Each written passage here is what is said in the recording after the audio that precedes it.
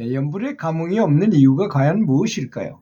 그래서 제가 자주 예를 드는 말 중에서 어떤 선사님이 어떤 처음에 오는 사람이 의심을 가지고 이제 선사님한테 와서 연불을 하면 뭐가 좋은지 뭐 이런 걸 질문하려고 그러는 마당인데 거기 들어오는 사람 왜 제대로 앉지도 않고 왜 좀 우물쭈물하고 있어? 하고 그러니까 아니 선사님 왜 저한테 화를 내십니까? 하고 얘기를 했다는 것이잖아요. 그랬더니 바로 지금처럼 그렇게 누군가가 욕을 하면 그 대상이 분명해가지고 그 사람 때문에 내가 화가 났다고 아는 것처럼 연불할 때도 부처님을 완벽하게 눈앞에 서 계신다고 생각하고 부처님이 어떻게 생겼다고 상상을 하면서 바로 다이렉트로 부처님을 바로 눈앞에 있다고 생각하고 하라는 것입니다.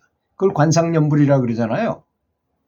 그래서 불화를, 탱화를 많이 보라고 저는 말씀을 드리고 싶어요. 부처님과 이게 극락삼성과 여러 천인들을 대동하고 이렇게 나타나신 아미타불의 모습을 이렇게 자세히 보고 그런 걸 상상하면서 하라 이런 얘기죠. 그렇게 되면 욕을 했다는 것 때문에 열받아가지고 그 사람한테 화가 나는 것처럼 왜 그렇게 좋고 효과가 좋다는 성스러운 연불을 하는데도 왜 이렇게 묘목적으로 욕하는 것만큼 그렇게 극심하고 강력한 영향을 주지 못하겠는가 이겁니다. 왜 그럴까요?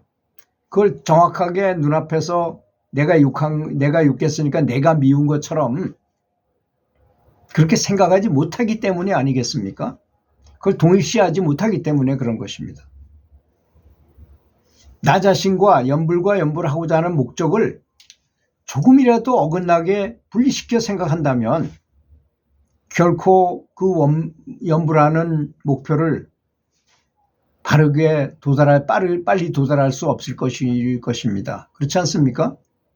활을 쏘는 사람도 관역을 정확하게 보고 쏴도 잘 맞을까 안 맞을까 하는 판국인데 관역이 어디 있는지 관역을 생각 안 하고 활 쏘는 멋지게 쏴야지 하는 것만 신경 쓰고 시위 댕기고 내 자세는 어떤가 이런 것만 신경 쓴다고 생각한다면 그 사람이 관역에 맞출 수 있겠습니까?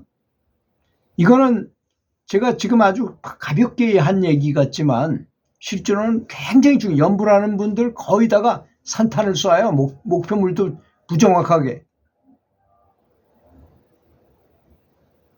연불은 공기총도 왜 유알이 있고 산탄이 있잖아요. 산탄은 한꺼번에 이렇게 멀리 퍼져나가는 것이고 그 중에 하나만 맞으면 되게끔 대충 쏴도 맞게끔 하는 것이 산탄이고 유알은 총알 하나가 날아가서 정확하게 맞아야만 목표물에 맞는 것을 말하는 거거든요. 연불은 유알 사격이지 산탄 사격이 아닙니다.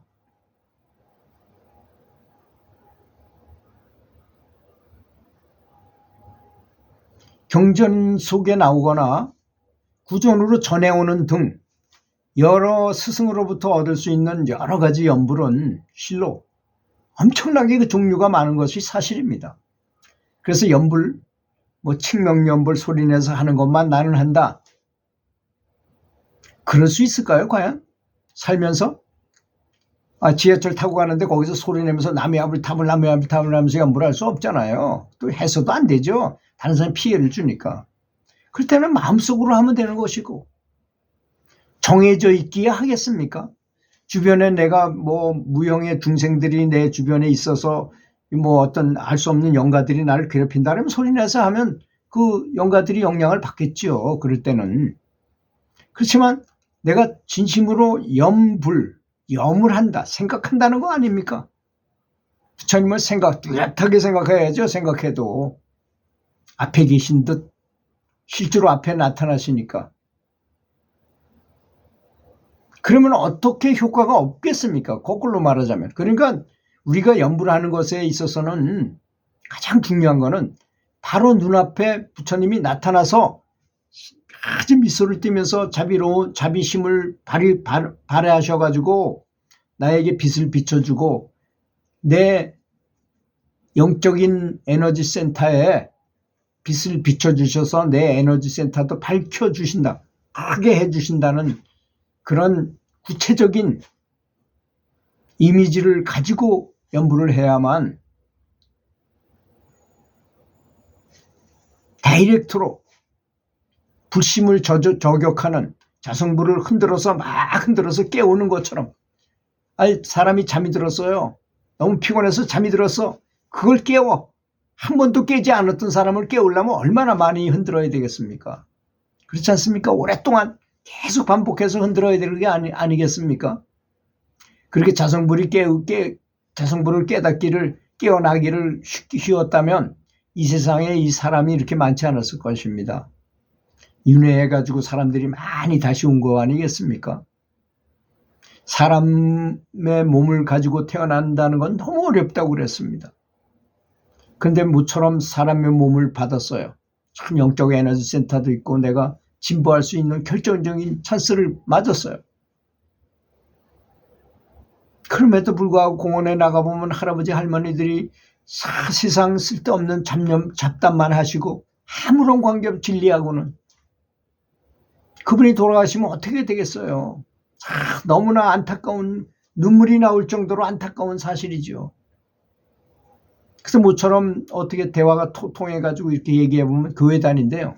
그럼 얘기하기도 어려워요. 그분들은 이미 아주 강력한 예수가 아니면 예수는 천국이고 불신은 지옥이라는 게 들어가 있어서 말하기도 어렵다는 것입니다. 참 안타까운 일이죠.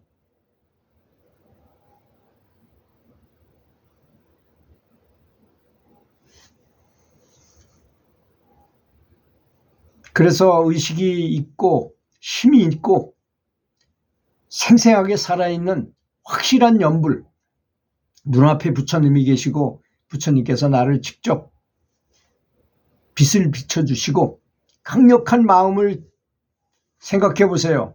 내가 그리워하는 어머니께서 다시 살아나셔서 눈앞에서 어머니가 나에게 사랑을 쫙 줘도, 어머니가 나에게 진심으로 나를 생각하면서 참 모처럼 만나가지고 너무 고맙다고, 그 어머니가 아무것도 안 하는 거 아니잖아요.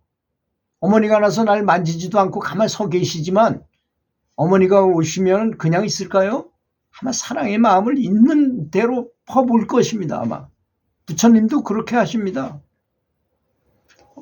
부처님은 어머니보다 더 많이 퍼주세요. 사실은 이걸 받고 못 받고는 완벽하게 나의 잘못입니다. 나의 탓입니다. 그것은 내가 받을 마음의 상태가 안 돼 있어. 그러면 어떻게 줍니까?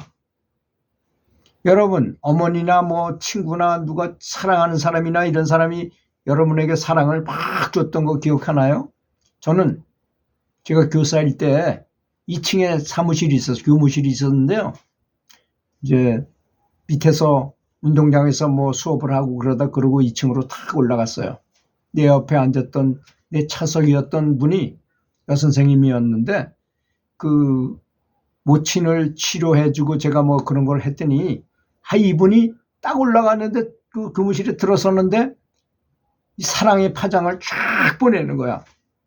너무너무 아름다운 향기로운, 향기가 안 나지만 향기로운 것 같고 뭐라고 표현할 수 없을 정도로 너무나 강력한 에너지를 느꼈어요. 제가 아마 기감이 있기 때문에 그걸 느꼈겠죠. 근데 여지껏 그게 벌써 몇십 년이 지났는데도 한 번도 그분한테 얘기 안 했어요. 거기에 대해서. 그분이 날 좋아했던 건 분명하지만 뭐 내가 좋아한 남의 여선생님을 좋아한다 뭐 그렇게 할 필요가 뭐가 있겠습니까? 그냥 그걸 받았어요. 받고 그게 너무나 아름답구나.